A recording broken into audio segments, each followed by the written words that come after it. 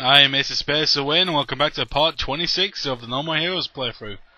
Well, last time we actually killed off the last ranked assassin and became number 1. So what possibly is there left to do in the game? I'm glad you asked. Now, depending on how you've played the game, you'll be given two options: to view the ending or the real ending. The ability to use the real ending comes from if you've bought all 3 beam katanas. You don't have to buy the upgrades, just have to buy all 3 of them. And if you do, you'll get an extra piece added on to the end. What am I talking about? Let's have a look. And of course, Return to Destroy is the ability to go back just before you activate the ending. Oh crap! Oh, not the best time for this to happen, bloody hell. I'd also like to say that this guy is actually called Erman Palmer, and he's actually based off one of the characters from the 7 Killer, another Suda51 game. That's where the normal ending finishes off. But if you get the real ending, this happens. Oh, so you've turned up again, you prick! Thanks for disappearing for half the bloody game. At last, vengeance on the Irish dickhole.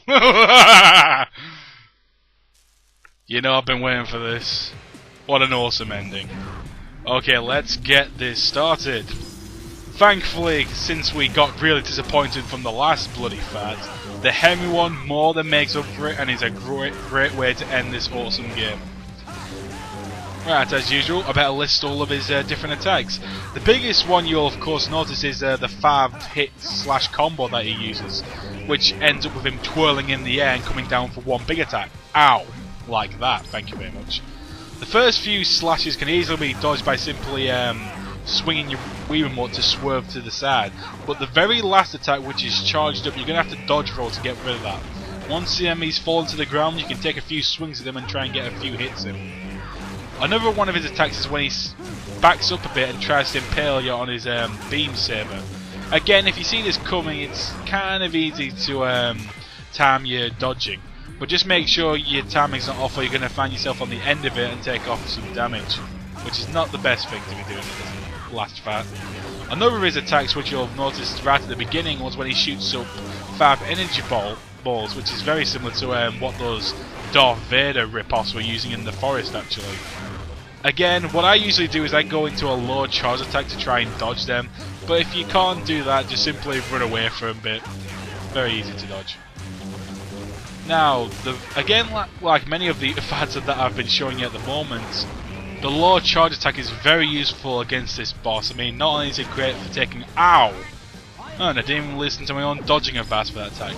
But Ow! I'm still not listening. Damn Travis.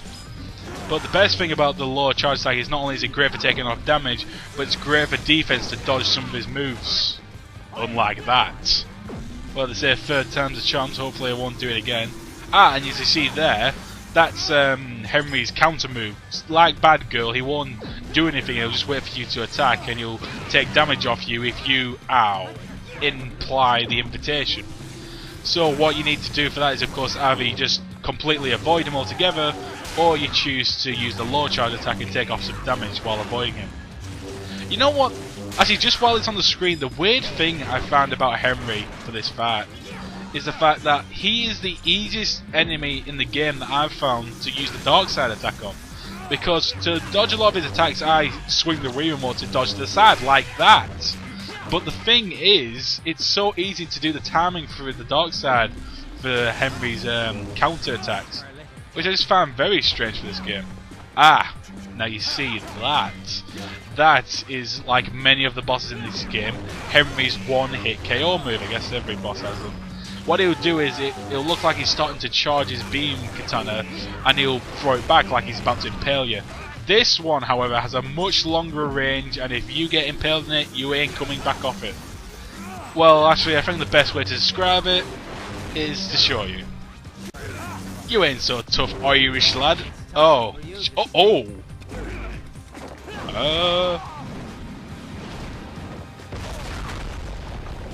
As much as I hate Henry, I've got to admit, that is a pretty awesome attack. Yeah, let's just say that the first recording of this fight didn't go exactly as I hoped it would. But yeah, Don't get hit by that attack. The worst thing about the one-hit KO move is the range of the attack. The fact that he can go pretty much over the entire car park and still be able to hit you with it if he's got the right aim on him.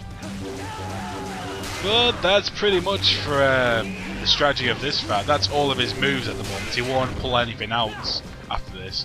Although one thing I'd like to say, in contrary to Gene's fights, Henry has the highest HP of any boss in the game. Which I guess makes sense, seeing how he used the last one. But I mean, definitely on bitter mode, if you try to take this guy on, you are going to be having to hit him like 300 times before he goes down. That's how much his health goes down. I mean, look at this again. I'm doing dark side mode. It looks like I'm proper badass at my timing, but no, I'm just getting really lucky on. Oh, not again. Really lucky on this. That was close. One thing I will have to say though, again, this is one of my favourite fights in the game. It's very similar actually to Bagor. I like, you know, all the different attacks that he has. And it's another one of those fights I think that it's challenging and it's easy to learn the strategy for it.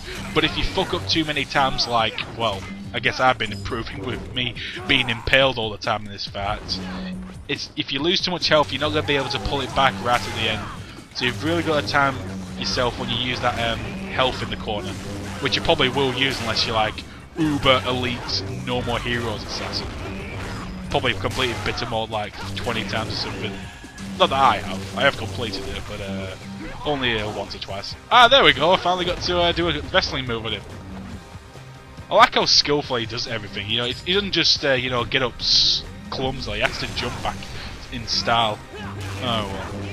And while I'm at it, Henry's boss theme is finally We Are Cowboys, which I thought was a weird name for his.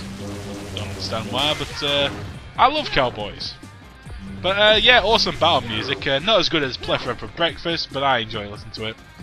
Just an awesome fight and a great way to end this game. Look at this. How many hits are we up to now? 150?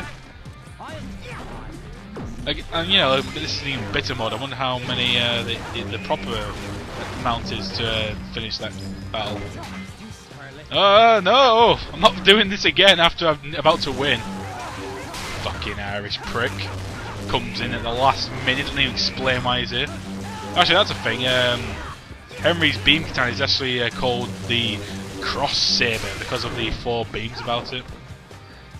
I would like to say that it was made by the Russian Van Wolfen, but we haven't got any time now, I'm afraid. Join me in part 27 for the final cutscenes and credits. Till next time.